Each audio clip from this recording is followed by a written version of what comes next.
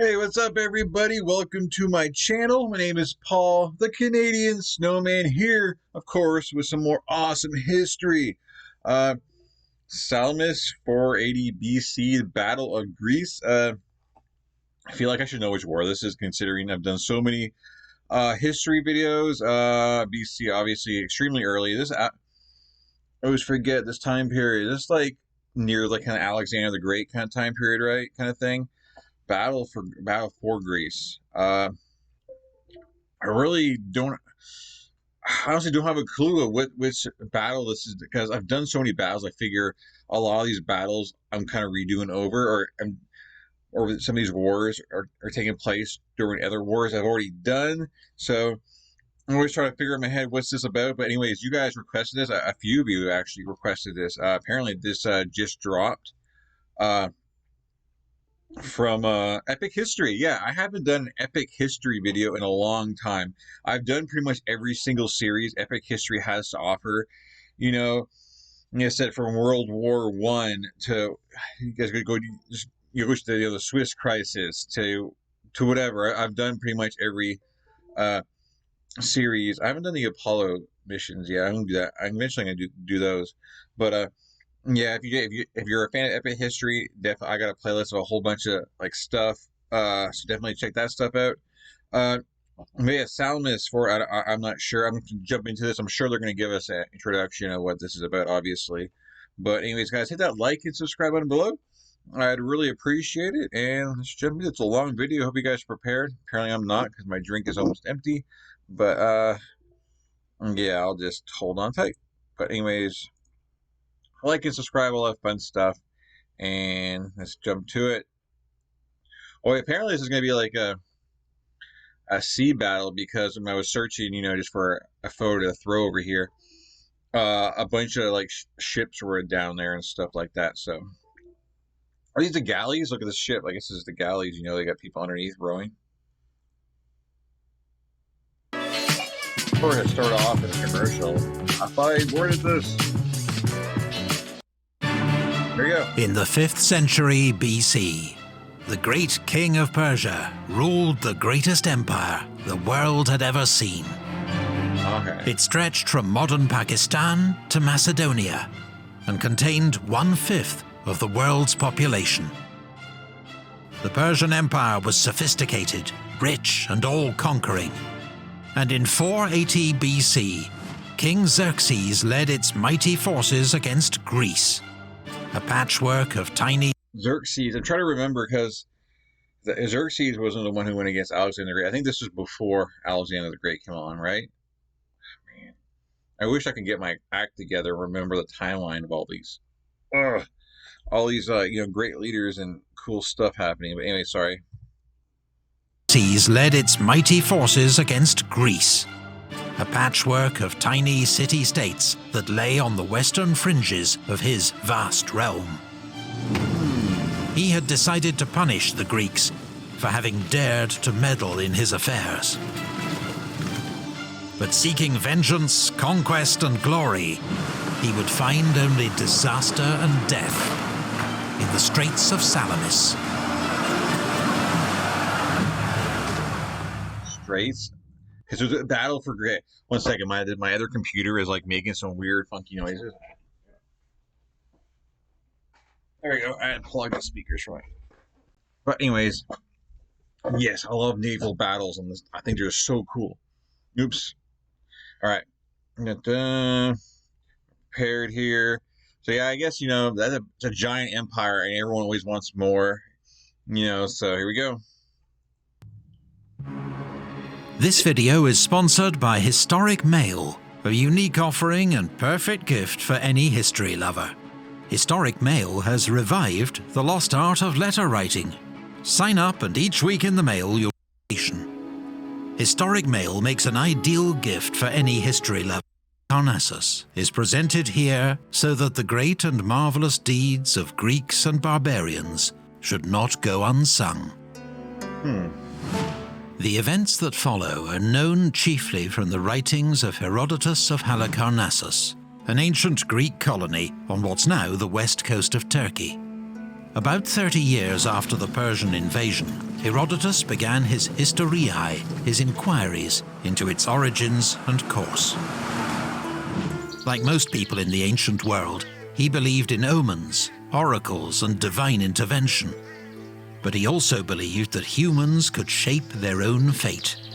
So he traveled across Greece and the Persian Empire, reading records and inscriptions, speaking to local people, and weighing up the evidence according to his own reason. Cool. The Roman writer Cicero would later dub Herodotus the father of history. War is the... It's probably like really unheard of back then for someone to kind of go and do that, but I'm sure for him it had to be extremely exciting, and just, he was just so interested, to see, I guess the different views and all that kind of stuff. Father and king of all. War is the father and king of all. Some he has made gods, and some men, some slaves, and some free. The root of the conflict between Greece and Persia went back a generation. In the 6th century BC, King Cyrus the Great brought the Greek colonies of western Anatolia under Persian rule. But in 499 they rebelled and appealed to their fellow Greeks for aid. Only Athens and Eretria answered the call. Together, the Greeks burned the provincial capital Sardis and its temple to the earth goddess Cybele. It seemed like a major victory, but the Persians responded with impressive speed, and the Greeks were soon in full retreat, back to the coast.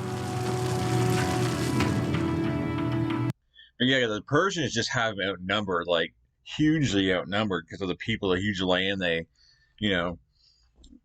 have, and obviously there's a lot more people in their land, so they pretty much just get overwhelm their enemies, so it kind of takes like technology and tactics to kind of beat them, which obviously we know ends up happening. I'm pretty sure this is before Alexander the Great's time.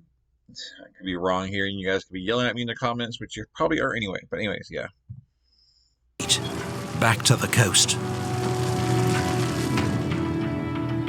It took the Persians 4 years to finally stamp out the revolt in western Anatolia. Then the great king Darius turned his attention to the Greeks across the sea, who dared to... Darius, okay. Yeah, it's about that time period, okay. I know Darius, so yep, okay. It's around this time period. Good deal. Turned his attention to the Greeks across the sea, who dared to aid the rebels. He sent ambassadors to the many city-states of Greece, demanding earth and water as tokens of submission.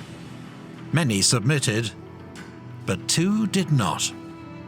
Athens, a young democracy fiercely protective of its liberty, and Sparta, a conservative, militarized state that took orders from no one.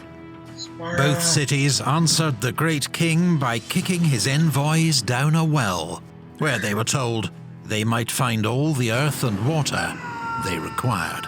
Wow. In 490 BC, Darius dispatched a mighty expedition to bring the Greeks to heel. Naxos was the largest of several islands to submit. Eretria was sacked and burned. Then the Persians landed at Marathon to mete out the same punishment to Athens. Athenian troops, with those of their small neighbor Plataea, met them on the beach. Though outnumbered 2 to 1, the Greek soldiers attacked. Their hoplite... Yeah, right. The Greek soldiers have better weapons, better armor, and just better tactics, right? So they can easily, not easily, but they're definitely prepared to beat a larger force. And I mean, Darius's, the numbers don't really help, if a lot of them are waiting for the guys in front of them, if it's kind of channeled in, where they can't, stretch out the Greeks' line kind of thing. But anyways. Though outnumbered 2 to 1, the Greek soldiers attacked. Their hoplite infantry fought with large, heavy shields and spears in a tight phalanx formation. The more lightly equipped Persians could not stand up to their onslaught. Persian troops were slaughtered on the beach. The survivors scrambled back to their ships. Athens had been saved.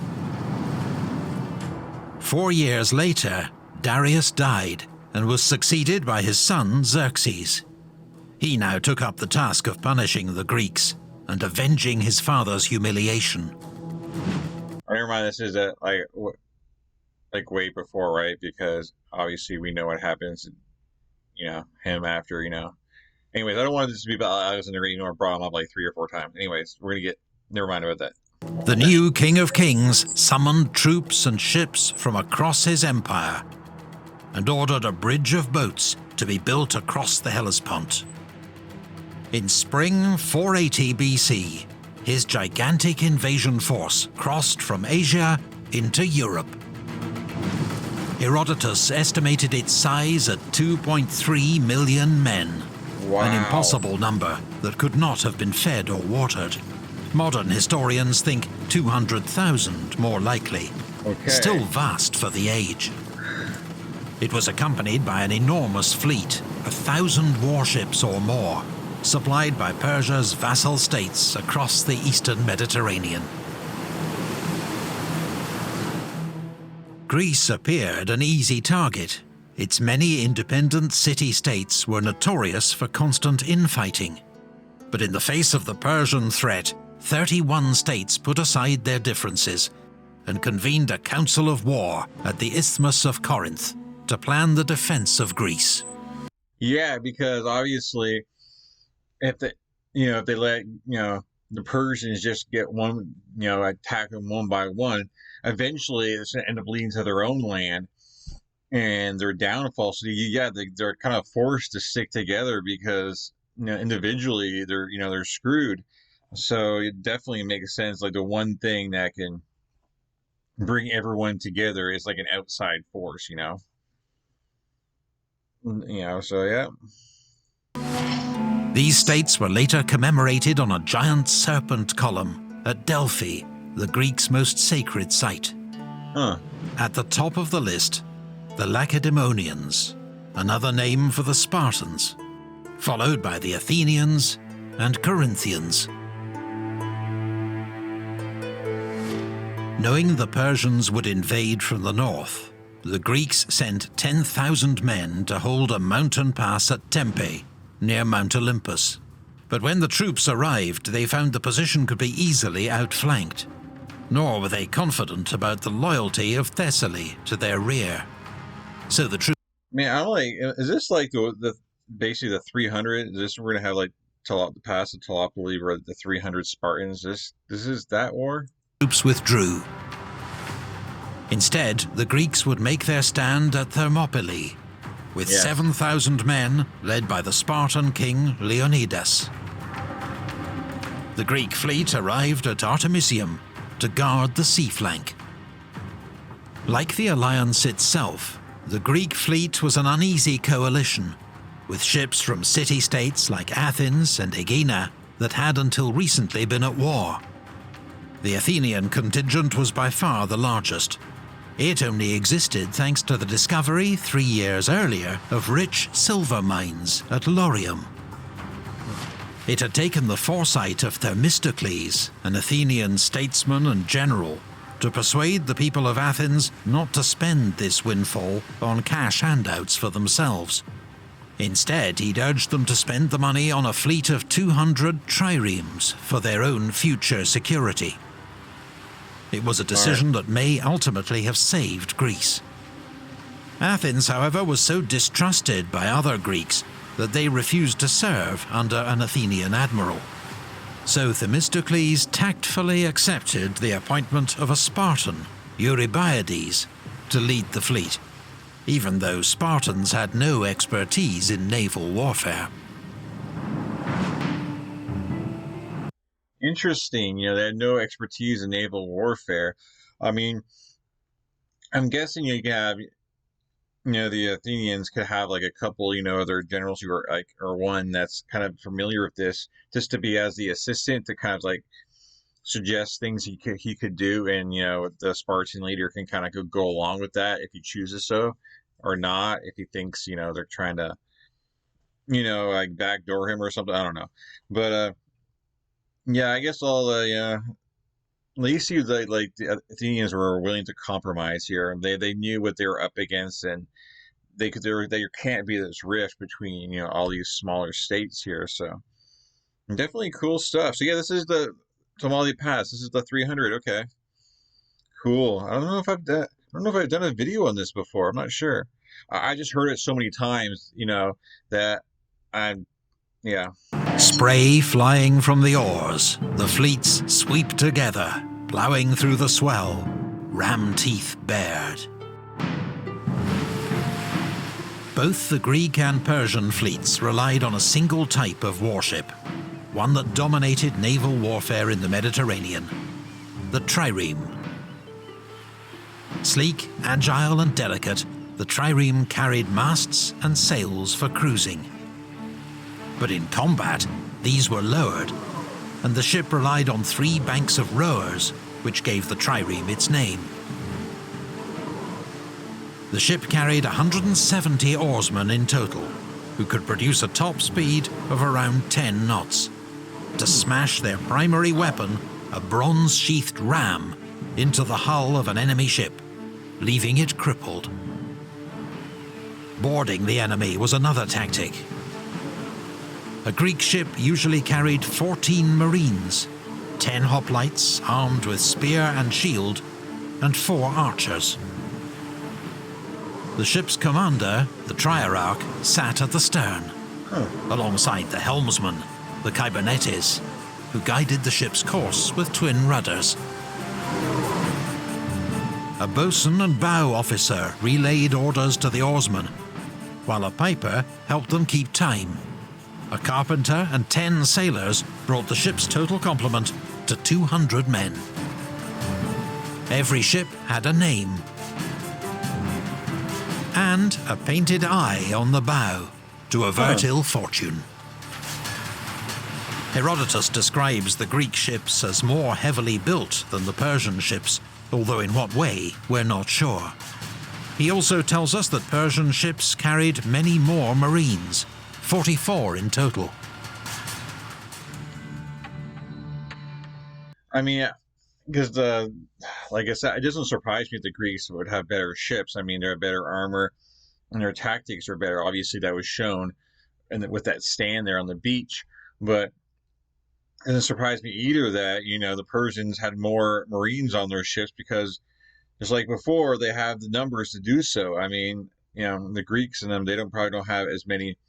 The population isn't as high. They can't really afford to put so many on each ship.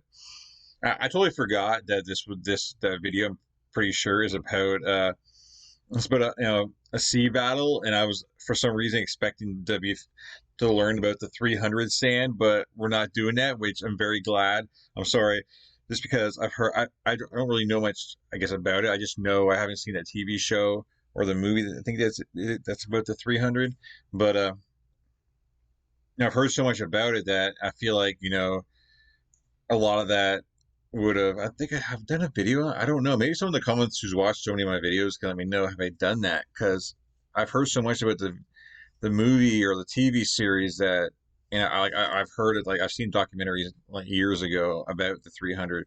So I'm kind of curious if I've done one for this channel or not. But anyways, I'm glad this is sea battle, because I think sea battles are awesome, and the visuals so far from Epic History, I forgot how cool Epic History does their visuals. It's amazing. So definitely glad to be back at Epic History. Anyways, let's get back to the video. Very excited. Here, the sons of Athens set in place the bright foundation stone of freedom. While Leonidas and the Greeks held the pass at Thermopylae, the Persian fleet sailed south along the rugged coastline of Magnesia. But one night, while at anchor, they were hit by a violent storm. Hundreds of ships were wrecked and damaged. Thousands of sailors drowned. According to Herodotus, the Persians further weakened their force by sending 200 triremes around the island of Euboea, to cut off the Greek retreat. But the entire squadron was destroyed by another storm. Wow. Herodotus offers little supporting evidence for this operation, which would have been extremely reckless, and some historians doubt it ever happened. Despite Persian losses, the Greeks still faced odds of nearly 3-1 at Artemisium. And they weren't just outnumbered. The Persian fleet was more experienced in naval warfare, particularly the elite squadron from Phoenicia in modern Lebanon. Nevertheless, over 3 days of tense naval combat, the Greek fleet held its nerve and kept the Persians at bay. But at the end of the third day, disastrous news arrived. Leonidas and the Greeks at Thermopylae had been encircled. The Spartan king and half his men had been killed. Yeah. The pass had fallen. I knew that. No. It seemed the efforts of the Greek fleet had been in vain. Central Greece and Athens itself now lay open to the Persian onslaught. As the Greek fleet withdrew, the Persians marched south, burning cities, farms and sanctuaries, though sparing Thebes, one of several Greek city-states to side with Persia. To Athenian dismay, the Greek army, dominated by troops from the Peloponnese, gathered at the Isthmus of Corinth and began building a great wall to protect their own homes from the invader. Athens was to be abandoned. The Greek fleet began to evacuate civilians to Troezen, Aegina, and Salamis. Wow. This is the Easy Bar, a complete gym you can use at home or anywhere you want to take it. Pallas Athena cannot appease Olympian Zeus, but the wooden wall alone, the wooden wall shall stand. In the months before the Persian invasion, the Athenians had sent a delegation to the Greeks' holiest shrine, the Oracle of Delphi, seeking guidance for the upcoming war. They'd received only a terrifying warning. "Why are you sitting there, you fools? Flee, flee to the ends of the earth." But a second oracle offered the Athenians a sliver of hope. Athens could trust in its wooden wall. A few Athenians thought the oracle referred to a thorn hedge that had once enclosed the city's Acropolis, its citadel, so they fortified themselves there. But when the Persians arrived, they were surrounded and slaughtered. Xerxes then burned Athens and its temples to avenge the destruction of Sardis 18 years before. Damn. Themistocles argued that Athens' wooden wall was her new fleet. But as Greek naval commanders met at Salamis in mid-September, the situation looked grim. A king of Sparta was dead, Athens was burning, the Greek alliance was on the brink of collapse. Themistocles was desperate to stop the Peloponnesian ships retreating to the isthmus. He warned them that the enemy's greater numbers and faster ships meant the Greeks would be defeated if they fought on the open sea. But in the narrow straits of Salamis, with less room to maneuver, the Persians wouldn't be able to exploit their greater numbers, and the heavier Greek ships had the advantage. So basically, Thermopylae, I can't pronounce it, Thermopylae Pass, is basically taking place again, but with ships, with the thinner corridor, so they can't use their numbers against them. So basically, in the same war, the same tactic is being used, except on water. Cool stuff. Their greater numbers, and the heavier Greek ships had the advantage. Yep. Themistocles even warned the other Greeks that if they retreated now, the Athenian ships would quit the alliance and sail to Italy. So the fleet commander Eurybiades accepted Themistocles' plan. Good But deal. Themistocles worried that the Peloponnesians would change their minds. Secretly, he ordered a trusted servant to go to the Persian camp, to tell Xerxes that the Greeks were in a state of terror and would flee at first light. Just 8 miles away at Phaleron, the great king sought the counsel of his generals and admirals.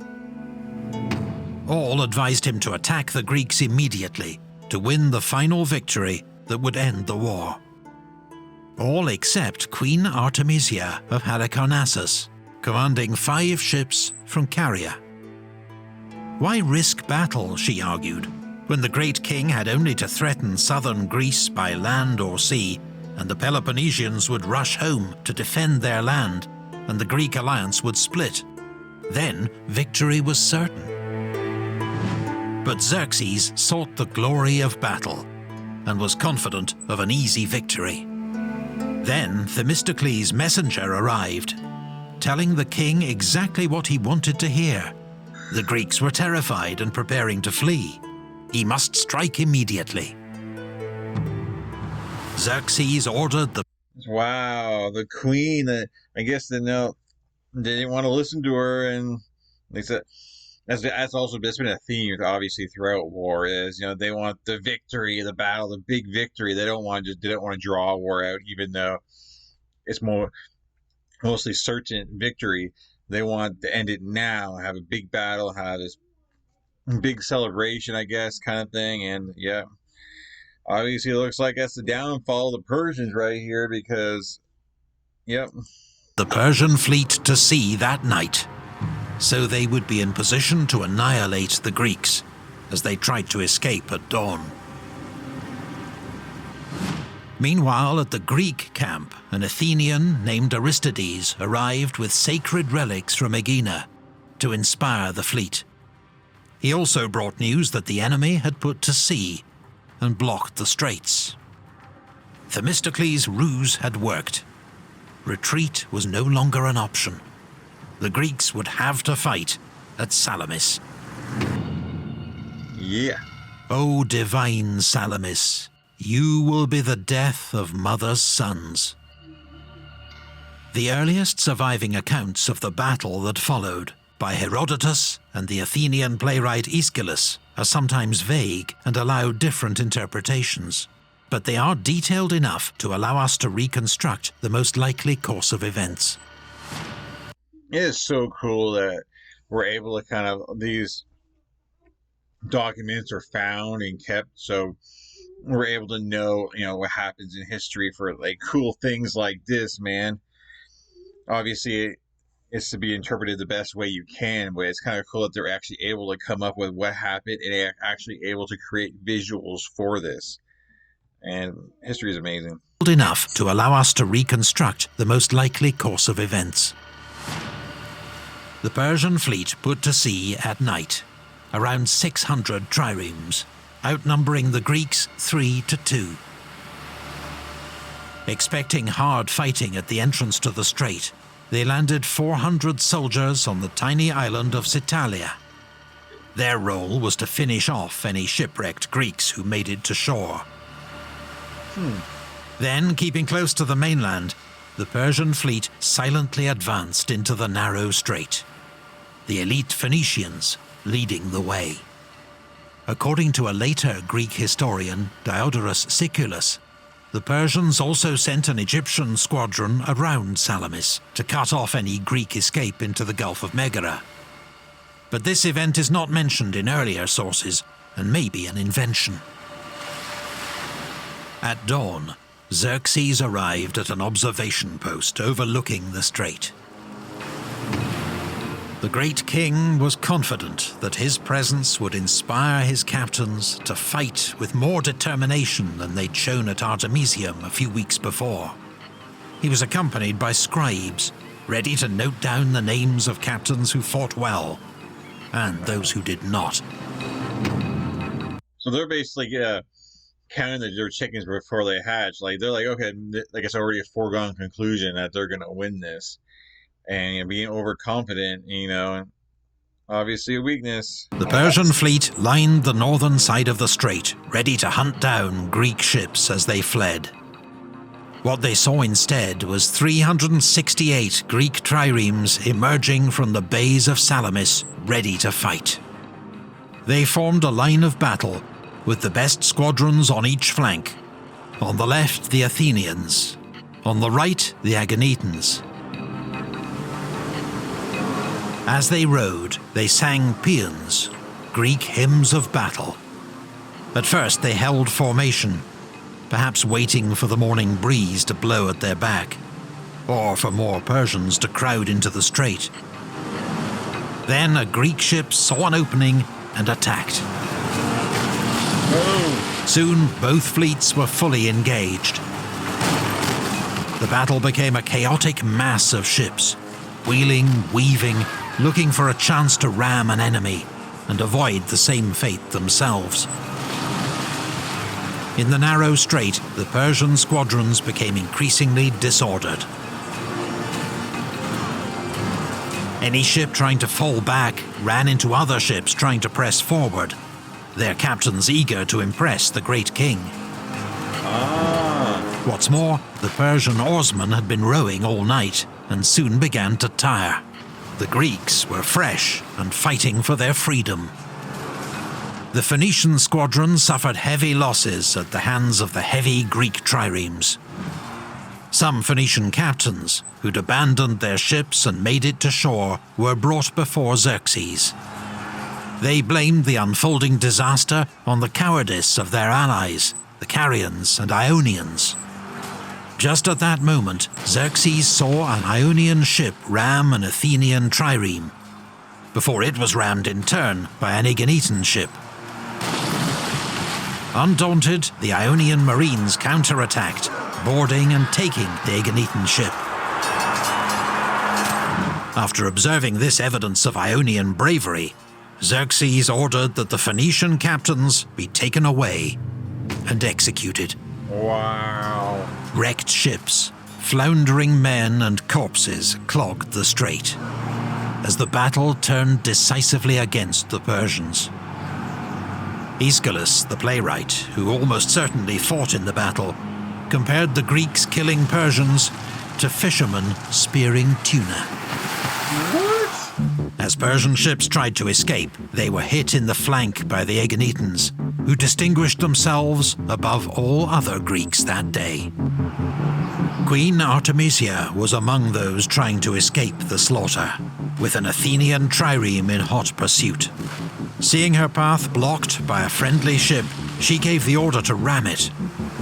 When the Athenian captain saw this, he thought he must be pursuing an allied ship, and went looking for other prey.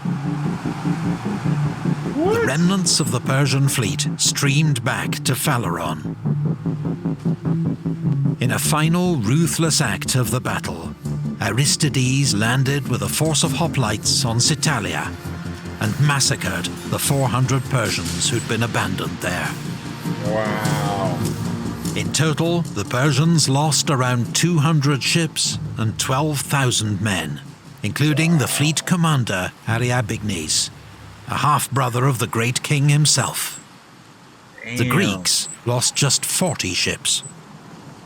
It proved to be one of the greatest naval victories in history. Wow. Our land bewails the men she bore, slaughtered for Xerxes, who has fed hell's hungry jaws with Persian dead. The Greeks had inflicted a humiliating defeat on Xerxes and ended all hopes of an easy conquest. Now the king heeded Queen Artemisia's advice and ordered his general Mardonius to continue the campaign in spring, while he returned to Asia with the bulk of his army. You just listen to the queen. I mean, you would have friggin', would have avoided this catastrophe, and you'd be on your way to victory right now. And the queen was pretty smart. I wonder if she was thinking that when she rammed, basically her ally's ship. Maybe she was thinking, okay, I'll get away. They'll think that I'm one of their own when I do this. I wonder if she was actually thinking that, or maybe she could have just peed off. Get out of my way, just rammed it because of she was in fear trying to get away, or she was pissed that they were blocking her path. I don't know, but wow. In Anyways. spring, while he returned to Asia with the bulk of his army. If Mardonius was victorious, Artemisia had told him, the glory would belong to Xerxes. If Mardonius was defeated, the blame belonged to Mardonius. But there was no victory for Mardonius. The next summer, he faced the combined Greek army at Plataea. In a crushing Persian defeat, Mardonius was killed, along with much of his army.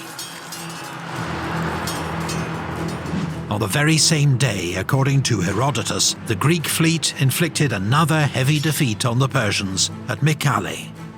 The threat of Persian invasion was over. In the years that followed, the Greek counterattack would begin, led by a new Greek alliance, the Delian League. Salamis has been credited with... Yeah, the best offense is, best defense is what a good offense, or however it goes. So yeah, if you can get them on the run and be on the defensive, that means they're not going to be focusing on bringing the war to you guys. So yeah, once you got them on the run, keep them on the run until you know that they're not going to come back, right? More significance than almost any other battle in history. The victory that saved Greece from slavery and paved the way for its classical age. This was the period in which the arts, democracy, science, and philosophy flourished in the Greek world. Thus, Salamis has been hailed as the battle that saved the cradle of Western civilization. Wow. It's a dramatic argument that can be overstated. Greek defeat would not necessarily have led to the extinction of Greek culture. And though 5th century Athens was a revolutionary, pioneering experiment in democracy, it's not the sole blueprint on which modern democracy is based. Nevertheless, Salamis remains a decisive battle and a turning point of history. And thanks to Herodotus, it survives as one of history's oldest examples of a heroic struggle against the odds and struggle for freedom. We have many people to thank for their help in making this video. Nadim Jan Injabai provided... Wow. It's like one of the oldest, wow, that's just a thing freaking long ago. That was like 2,600 years ago, and it survived until now. Wow, I guess that's true. If the Persians win there, just like any other war, really, the history is probably completely different right now as far as the wars to come, obviously, and stuff like that. So that was huge. Wow. What do you guys think of this? I'm sorry, I was kind of confused, maybe the different time periods and stuff like that, but I'm definitely on board now. Amazing naval battle, and I just love the visuals that go. It's been so long since I've done epic history, and what I love about epic history, at first with the narrator, he always sounds awesome, and the visuals epic history does is just amazing. Yeah, definitely check out my other reactions to epic history. It's just the visuals are just amazing. I love Kings and Generals, but epic history was it was the first channel that I really did these kind of videos with, and that really sucked me into the serious history videos. And I love Kings and Generals, but when it comes to I guess visuals, I think when it comes to even History March, I think epic history definitely has, I think, the edge when it comes to all these channels as far as the visuals going with it. And I just great, amazing channel. So if anyone hasn't subscribed to their channel, you should definitely subscribe to their channel, and because they always come out with amazing content, and proof in the pudding right here. Great stuff, amazing war, and definitely sea battles. Just 'cause it's always a treat when you watch a sea battle, because there's not, I guess, a whole lot of them that they can show, so it's always cool to see. But anyways, guys, please hit that like and subscribe button. I hope you continue watching these series with me, or these episodes with me, and hopefully you guys check out some previous stuff I've done if you're new to this channel. Excuse me. And yeah, appreciate you guys watching. You guys have a great day, great night. And I'll catch you guys down the line, or catch you guys in future videos, all that good stuff, because, I'll continue to do these videos. Peace. Thank you guys. Appreciate it.